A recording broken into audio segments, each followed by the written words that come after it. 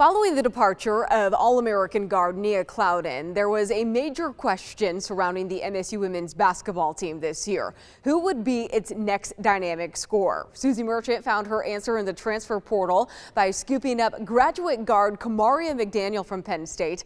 Our Haley Schoengart sat down with the Inkster native, and she is truly one of a kind. Remember, she's coming off that big performance against Oregon, season high 28. And here she is in transition. That's a three. And Michigan State takes the lead. After being in the transfer portal twice, what was it that stood out about Michigan State? Just them willing to take a chance on me because my amateur status in terms of playing was under review. I had a waiver. So Michigan State believed in my waiver and believed that it could go through. There was a lot of schools that actually dropped off because they told me my waiver wouldn't go through. So Michigan State, they believed in it, they put the work in, and me and Coach Susie built a relationship in a short period of time, and she was willing to fight for me, and I have a lot of respect for that. How has your process been getting back into the groove of things after sitting out with your knee surgery in 2020 and then only seeing 10 games in 2021? It's been a journey. It's been a fun journey, and it's been I've learned so much about myself. And one thing that I really had to take away from this process was grace. Just grace and appreciating where I'm at and being in the moment and controlling what I can control. And once I started focusing on that, I kind of go with the flow. Well, I'm one with the flow. I don't just go with the flow. You always talk a lot about your faith. How crucial has that been in your journey through collegiate basketball?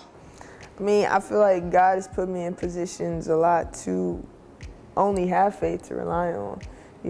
When I think about my decision to even go to Baylor, I tried to single-handedly control my destiny to get to the league, and I tried to do that, but he showed me on his time and his way and his plan, and so I trust in that. And from that waiver passing and just me, all those months of training, not knowing my future, I think my faith is at an all-time high and it's continuing to grow. And we've mentioned injuries a few times. Your success has had a few bumps in the road. How do you think those injuries have shaped you into who you are today? It's everything. I mean, I really think about adversity in a different way now that I've went through so much, and it's like I'm either learning or winning. And so I think those injuries and everything that I've been through essentially has been good for me, and it shaped me, my character, shaped my faith, it shaped my wisdom, and now I can pour into other people because I have the experiences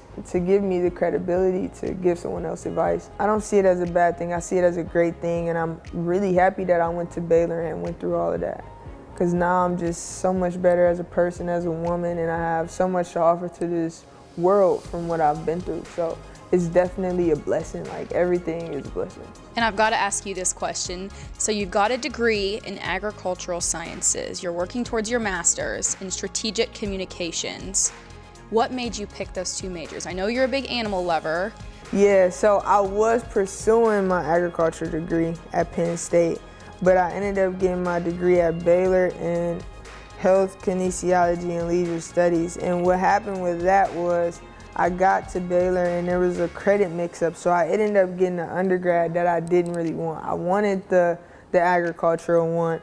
So with your agricultural sciences supposed to be degree, yeah, background. What was going to be your dream job for that? You know what? Since I was younger, I wanted to be a wildlife biologist. I used to do every paper in elementary, middle school is what you want to do, wildlife biologist, zoologist. Fun fact, I used to send letters to the Toledo Zoo relentlessly when I was younger. Shout out to my dad for never just put me down, even for the most ridiculous things that I did. I mean, shoot, I had so many pets, I felt like I could do it, but definitely was my dream job at first, but then kind of got more seasoned in life, and now I'm taking more of the wisdom, knowledge, inspiration type route. But I still love animals. I'm still gonna have a lot of animals. What's the first animal you're gonna get? Probably, I want to get a puppy and I want to get a ball python.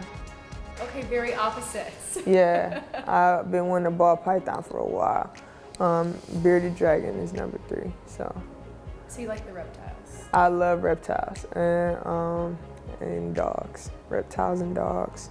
Maybe if one of the animals are lucky, you'll name them after Susie Merchant. Yeah, Susie, for sure, I definitely. could see Susie the ball python. Yeah, Susie, for sure. We gotta take that up with Coach, see how she feels about that.